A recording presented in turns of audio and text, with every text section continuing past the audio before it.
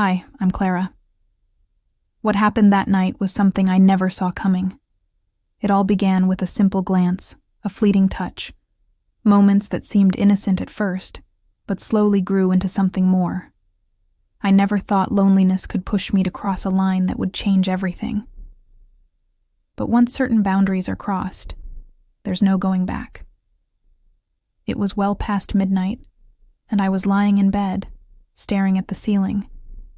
The only sound breaking the silence was the faint ticking of the clock. Sleep had become elusive over the years, always just out of reach no matter how much I tried. With a sigh, I got up, the cool air brushing against my skin as I walked to the kitchen for a glass of water. As I moved quietly down the hallway, I noticed a soft glow coming from the living room. I paused, realizing it was the flickering light of the TV. My heart skipped a beat. I'd almost forgotten my nephew Ethan was staying with me. My brother had asked me to take him in after his marriage fell apart.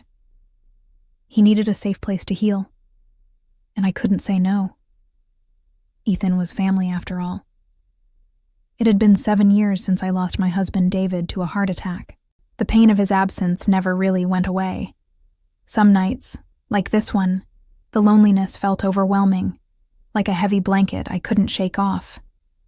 Steeling myself, I stepped into the living room. Ethan was sitting on the couch, his eyes fixed on the TV. The soft light highlighted the sharp lines of his face, the tension in his jaw. A romantic movie was playing, the kind I hadn't watched since David passed. Ethan turned when he heard me, his eyes meeting mine with a hint of surprise. "Did I wake you?" he asked, his voice rough, like he was carrying a weight too heavy to bear. "No," I replied with a small smile. "I couldn't sleep. Just came to get some water." For a moment, neither of us spoke. The hum of the TV filled the silence, mingling with the quiet of the night outside.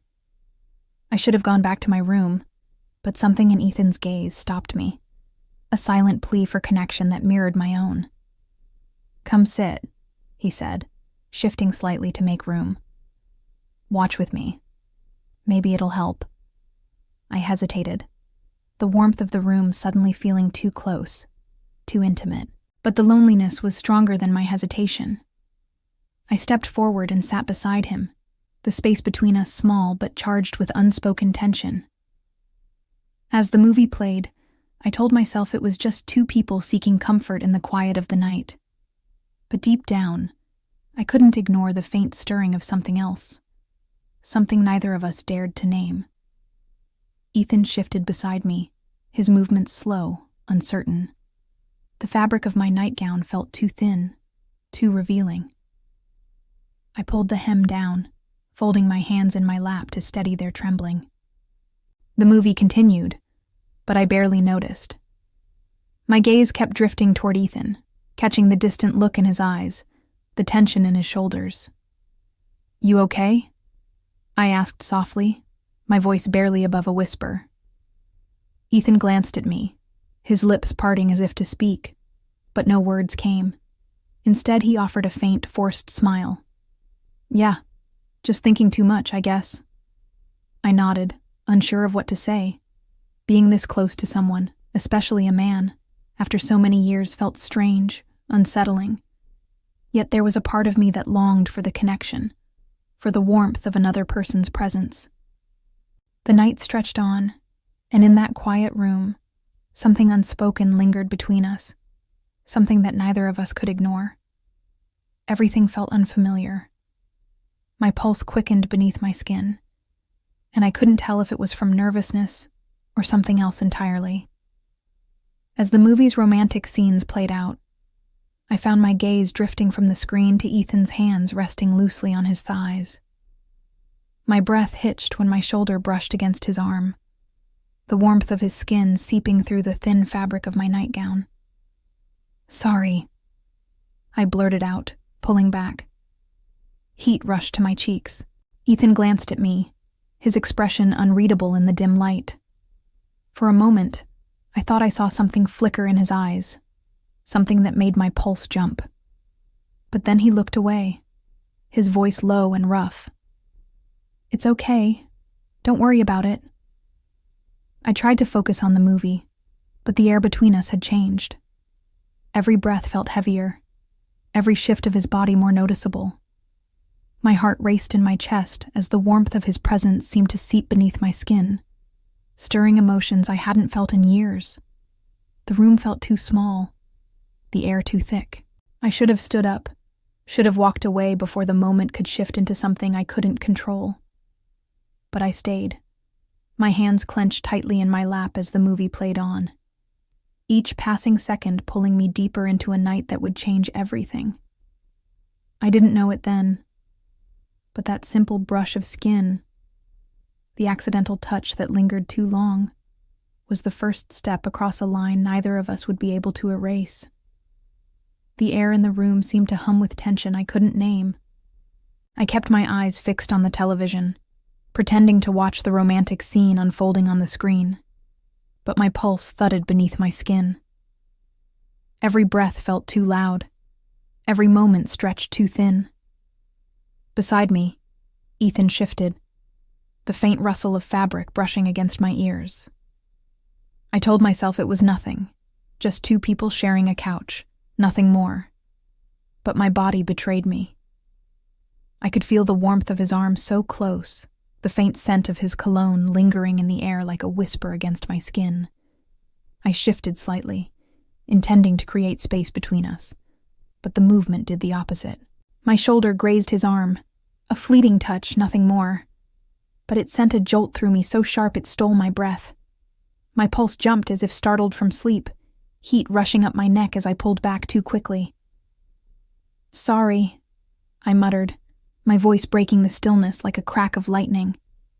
My gaze darted to his face, searching for a reaction, but I found no anger there, only something I couldn't quite define. Ethan's eyes met mine, dark and steady in the flickering light.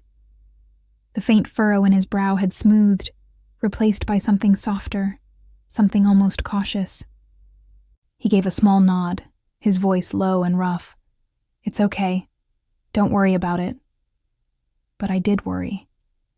The air between us had shifted, as if the accidental brush of skin had broken some invisible barrier I hadn't realized was there. My hands clenched tightly in my lap, fingers twisting the edge of my nightgown as if holding on to something solid would steady the wild beat of my heart. I tried to focus on the movie, but the scenes blurred together, my mind too tangled with thoughts I couldn't untangle. Every breath seemed to echo in my chest, too loud, too quick. The faint pulse of warmth where my shoulder had touched his still lingered beneath my skin, refusing to fade. Beside me, Ethan sat still, but I could feel his awareness as clearly as if it were a physical touch. His gaze flicked toward me once, twice, then away again, as if testing the air between us, unsure but unwilling to look away completely. The movie played on, but I couldn't hear the dialogue over the sound of my own heartbeat. The room seemed to shrink with every second, the air growing heavier with something unspoken. I knew I should get up, should retreat before the silence between us became something I couldn't explain. But I stayed, my pulse thundering louder with each breath. Minutes stretched into what felt like hours, until finally the movie's credits began to roll. I stood too quickly, the rush of movement breaking the spell that had woven itself around us. "I should get to bed," I said, my voice too high, too quick. I didn't wait for his response, couldn't wait. Before I hurried from the room, my bare feet silent against the floor, and stir. Even as I closed the bedroom door behind me and leaned against the cool wood, my breath still unsteady, I couldn't shake the memory of that fleeting touch, or the way it had stirred something deep inside me that I wasn't ready to name. I didn't sleep that night. I lay in bed, staring at the ceiling, my pulse still unsteady from the accidental touch that lingered like a ghost beneath my skin. Every time I closed my eyes, I saw Ethan's gaze, steady, unreadable, but holding something I couldn't quite name. The air between us had shifted, and no matter how many times I told myself it was nothing, my body remembered the warmth of his arm against mine. By dawn, exhaustion clung to my bones, but the restless energy beneath my skin wouldn't let me rest. I slipped out of bed, wrapping my robe tightly around myself as I padded down the hallway toward the piano. The soft light of morning filtered through the curtains, casting long shadows across the room. The air still carried the faint warmth of the night before, as if holding on to the echoes of what had passed between us.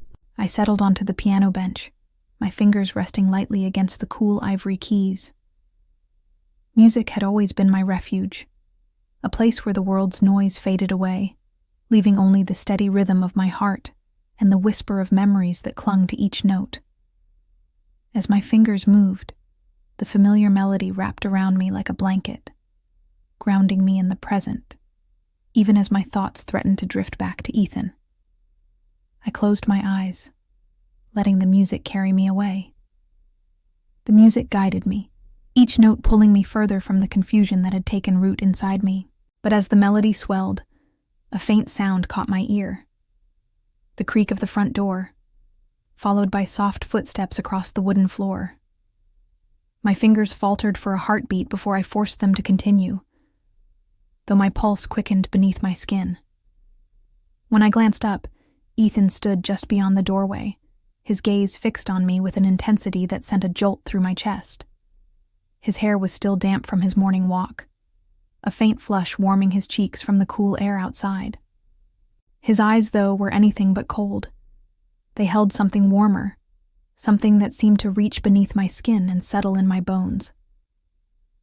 "That was beautiful," he said softly, his voice low and rough in the quiet room.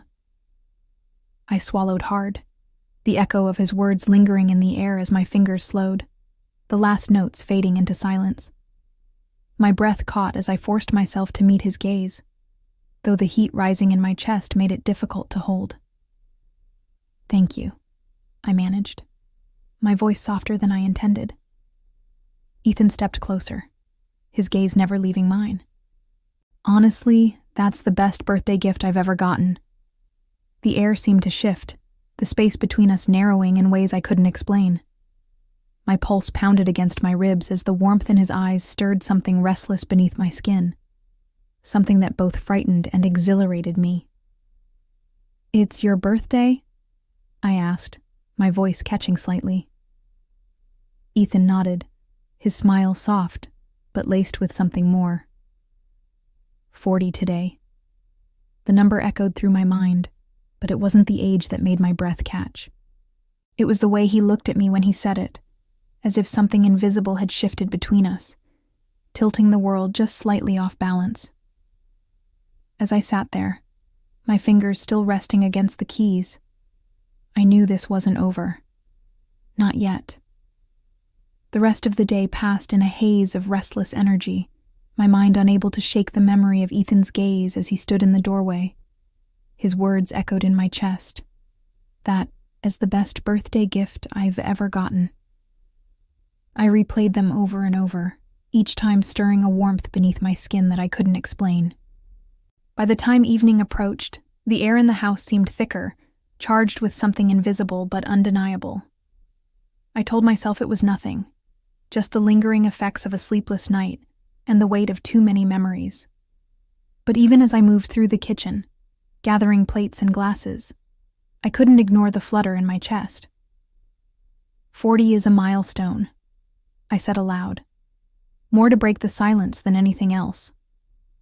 Ethan glanced up from where he stood by the window, his hands tucked into his pockets as he gazed out at the fading light. The soft glow of the setting sun caught the edge of his profile, the strong line of his jaw, the faint crease between his brows, and something inside me shifted. "I guess so," he replied, his voice low and thoughtful. "But it doesn't feel like much of a celebration." I hesitated for only a moment before the words slipped out. "Then let's change that. How about we have some wine and cut a cake tonight? It might not be much, but..." I trailed off, suddenly unsure if I'd overstepped. Ethan turned to face me, and the faint smile that touched his lips sent my pulse skittering beneath my skin. "If you're suggesting it, I guess tonight might actually turn out to be fun." He paused, then added with a teasing glint in his eyes, But there's a catch. You have to play the piano for me again. I laughed softly, the sound surprising me with its ease. Only if we open a good bottle of wine and make a proper toast. Deal. The warmth of that single word seemed to settle into my bones, chasing away the last echoes of loneliness that had clung to me since the night before. By the time I uncorked the wine and lit the candles on the small chocolate cake I'd found tucked away in the freezer, the air between us felt lighter, easier, like stepping into a space where the past no longer had a hold. We clinked our glasses together, the faint chime of crystal breaking the quiet hum of the evening. To new beginnings, I said, the words slipping out before I could stop them. Ethan's gaze met mine, something unreadable flickering in his eyes. To new beginnings? He echoed softly. As we drank, the conversation flowed more freely than it had in days. We talked about everything and nothing, the music I loved, the places he hoped to see someday, the memories we both carried of people we'd lost. But beneath the easy rhythm of words, I could feel it, that faint pulse of something deeper, something neither of us dared to name. But beneath the easy rhythm of words, I could feel it, that faint pulse of something deeper, something neither of us dared to name. And as the night unfolded, I couldn't help but wonder if this was the start of something I couldn't stop, even if I wanted to. The air between us seemed to shift as the wine flowed, each sip dissolving another layer of the walls I'd built around myself. The faint hum of music from the stereo mingled with the crackle of the fireplace. But the warmth I felt had nothing to do with the room's temperature. It was Ethan, the way his gaze lingered just a moment too long, the curve of his smile when our eyes met, and the subtle way his fingers brushed mine when he passed me my glass. The chocolate cake sat between us, half forgotten, as our conversation danced between light-hearted jokes and the deeper stories we hadn't shared with anyone else. I told him about David, how his laughter could fill a room, and how the silence after he was gone had been the hardest part. Ethan listened without interrupting, his eyes holding mine with a kind of understanding that made my throat tighten. "I get that," he said softly. "When my marriage fell apart, it wasn't just about losing her. It was losing the life I thought we'd have, the dreams we built together." The faint crackle of the fireplace filled the silence that followed, but it wasn't awkward. It was the kind of quiet that felt like two people holding the edges of something fragile, unsure whether to pull closer or let go. "Come on," Ethan said, breaking the moment with a gentle smile. "You owe me a song, remember?" I laughed, shaking my head as I stood from the couch. I never agreed to that. You did," he insisted. "It was part of the deal. Wine, cake, and piano. No backing out now." I hesitated, my pulse quickening as I crossed the room. The faint pressure of his gaze followed me as I settled onto the piano bench, fingers resting lightly against the keys. I let out a slow breath and began to play, a soft, familiar melody that had always brought me comfort, even on the loneliest nights. The notes drifted through the air like whispers, each one carrying fragments of memories I thought I'd buried. But tonight, the music felt different. It wasn't just a reminder of what I had lost. It was a thread connecting me to the present, to the warmth of Ethan's presence just a few feet away. I closed my eyes, letting the melody guide me, until the faint sound of footsteps approached. My breath hitched as Ethan appeared beside me, his gaze fixed on the piano, but his body close enough that I could feel the heat radiating from his skin. "You're incredible," he murmured, his voice low enough that it felt like a secret meant only for me.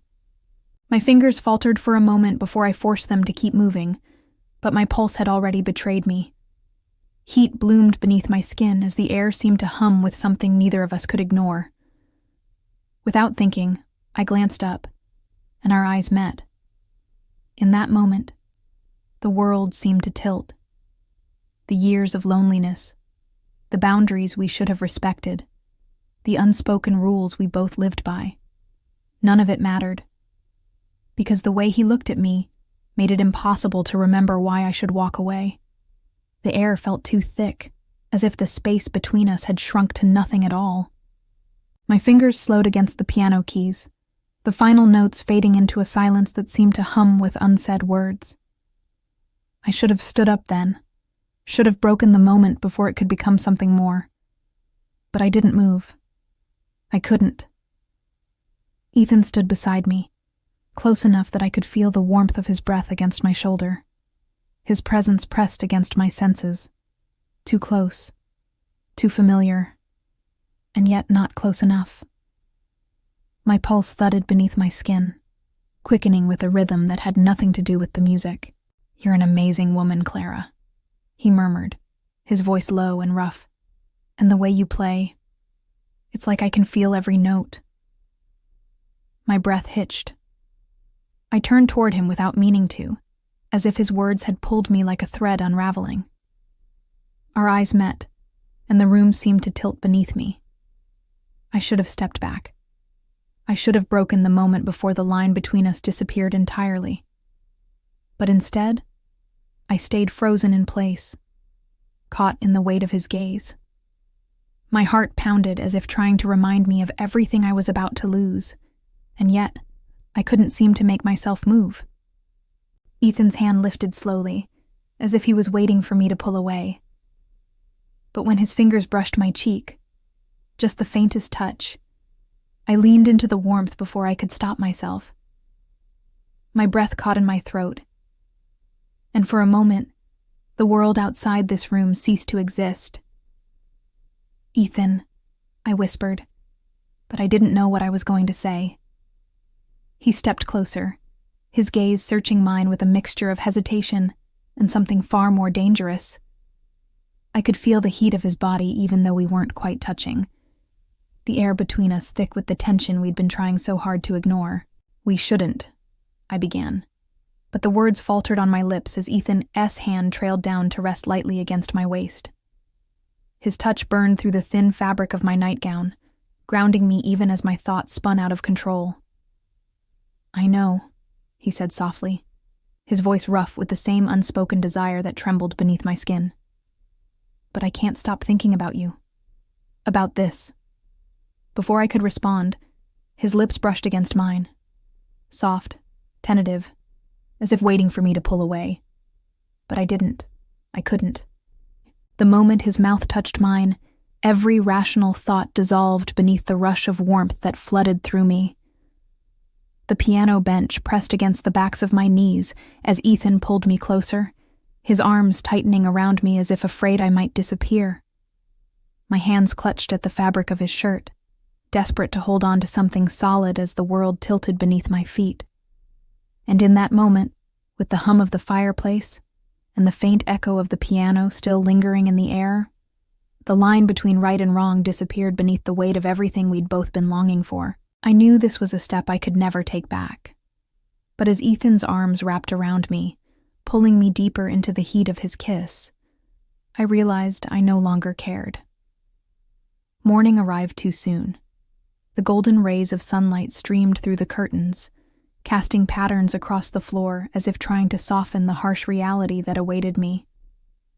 My eyes opened slowly, and for a moment, the warmth of the night before lingered against my skin.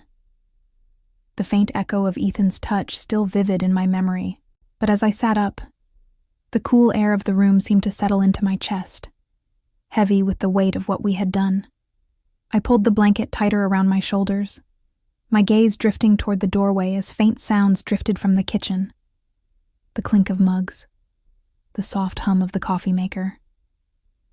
My pulse quickened, even though I told myself to stay still, to think, to make sense of the whirlwind that had swept through my life overnight. But my feet moved of their own accord, carrying me down the hallway with a quiet determination. As I stepped into the kitchen, the scent of freshly brewed coffee filled the air. Ethan stood by the counter, his back to me, his shoulders tense as he poured a cup. For a moment, I hesitated, unsure of what to say or how to bridge the gap between the intimacy of the night before and the stark reality of the morning. But then he turned, his eyes meeting mine, and the words caught in my throat. There was no going back now. The line had been crossed, and whatever came next, we would have to face it together. A sense of inevitability pulled me forward, one I couldn't escape. When I stepped into the kitchen, the sight of Ethan stopped me cold. His back was to me, the early morning light catching the contours of his shoulders as he stood shirtless by the counter. The faint scent of coffee mingled with the lingering warmth of his skin, and I had to press my hand against the doorframe to steady myself. As if sensing my presence, he turned. His gaze met mine, and for a heartbeat, neither of us moved. The air between us felt fragile, like a glass teetering on the edge of a table, one wrong move away from shattering completely. "Morning," he said softly, his voice rough with sleep. "Morning," I replied, though the words stuck in my throat. Ethan stepped closer, holding out a steaming mug of coffee. Our fingers brushed as I took it from him, and I swallowed hard against the rush of heat that rose in my chest. For a moment, I thought he might say something, might offer a word that would make sense of everything. But instead, he leaned back against the counter, his gaze steady but unreadable. "Last night," I began, but the words faltered as my heart pounded against my ribs. "I know," Ethan said quietly, his eyes dropping to the floor. "It wasn't supposed to happen. We both know that." The coffee in my hands trembled as I tightened my grip, struggling to hold on to something solid as the world seemed to tilt beneath me. "But it did," I whispered, my voice barely audible over the hum of the coffee maker. Ethan looked up, and the sorrow in his eyes struck me like a physical blow. "And if we let it happen again, we'll lose more than we can imagine. I don't want that for you. For us." The air seemed to thicken, and my breath hitched as I clutched the mug tighter. I wanted to argue, to find a reason to hold on to the warmth we'd found in each other's arms. But deep down, I knew he was right. Silence stretched between us, heavy with unspoken words. Then Ethan stepped forward, his fingers brushing my cheek in a touch so gentle it made my chest ache. "For both our sakes," he whispered, "I think it's best if I leave." I swallowed hard, tears burning at the corners of my eyes as I forced myself to nod. Maybe that's the only way," I replied, though the words tasted like ash on my tongue. Ethan leaned forward and pressed a kiss to my forehead. Soft, fleeting, but enough to steal the breath from my lungs. Then he stepped back, his gaze holding mine for one final moment before he turned and walked toward the door. I stood frozen as the sound of his footsteps faded, the soft click of the door closing behind him echoing through the empty house. And as silence settled around me once more, I clutched the mug of coffee tighter against my chest, knowing that the line we had crossed would forever linger in the spaces between what was and what could have been. Looking back, I've learned how easily loneliness can lead us to places we never intended to go. Emotions can blur judgment, but boundaries matter. It's crucial to recognize when connection crosses into dangerous territory. Sometimes, walking away isn't weakness. It's the strength to protect what truly matters.